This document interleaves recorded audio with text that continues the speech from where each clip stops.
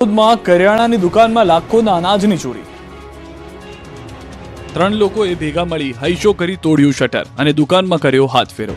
ખતરનાક ચોરીના દ્રશ્યો છે જાલોદના। એ તસ્કરો દિવસે ને દિવસે તરખાટ મચાવી રહ્યા છે। ત્યારે જાલોદના ઠૂઠી કંકાસિયા રોડ પર આવેલી દુકાને તસ્કરોએ નિશાન બનાવી। રાતના સમયે ચોરી કરવા ત્રિપુટી ત્રાટકી। 3 લોકોએ પહેલા જોર લગાવી શટર તોડ્યું, બાદમાં અંદર ઘૂસીને દુકાનમાં રાખેલા લાખો રૂપિયા અને અન્ય સામાનની ચોરી કરી।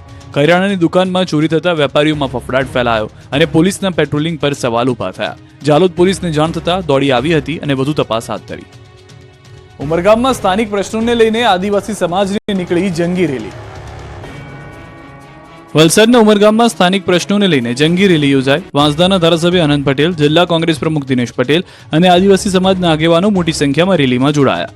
વિસ્તારમાં કંપનીઓનું પ્રદૂષણ, ઔદ્યોગિક ક્ષેત્રે કામદારોનું શોષણ, સરકારી કચેરીમાં લોકોને પડતી હાલાકી સહિત અનેક સમસ્યાઓની ફરિયાદ ઉઠી છે। સ્થાનિકોએ આ અંગે વિભાગમાં રજૂઆત કર્યા છતાં પ્રશ્નોનું નિરાકરણ નહીં આવતા વિરોધ સ્વરૂપે રેલી યોજાઈ હતી। સ્થાનિકોએ પડતર માંગોને લઈને મામલતદારને આવેદનપત્ર આપ્યું। આગામી સમયમાં સમસ્યાનું સમાધાન નહીં થાય તો ઉગ્ર આંદોલનની ચીમકી ઉચ્ચારાઈ। વાપી મહાનગરપાલિકામાં ન ભળવા 11 ગામના લોકોએ શરૂ કર્યું આંદોલન। વલસાડ જિલ્લાની વાપી નગરપાલિકા મહાનગરપાલિકા બન્યા બાદ તેનો વિધિવત રીતે અમલીકરણ શરૂ થઈ ગયું છે।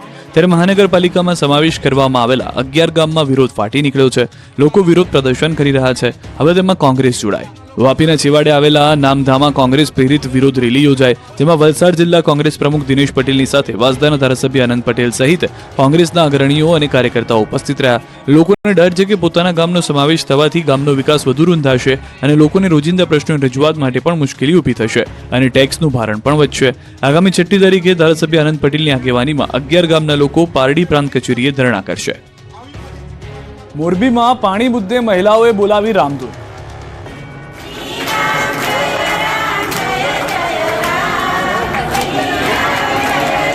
રામધૂનના રણકારથી મોરબીની કમિશન ઓફિસ ગુંજી ઉઠી।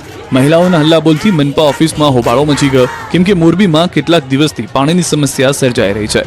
લોકોને પીવાનું પાણી પણ મળતું નથી। મોરબીની પંચવટી સોસાયટીમાં તો પાણીનું ટીપું આવતું નથી।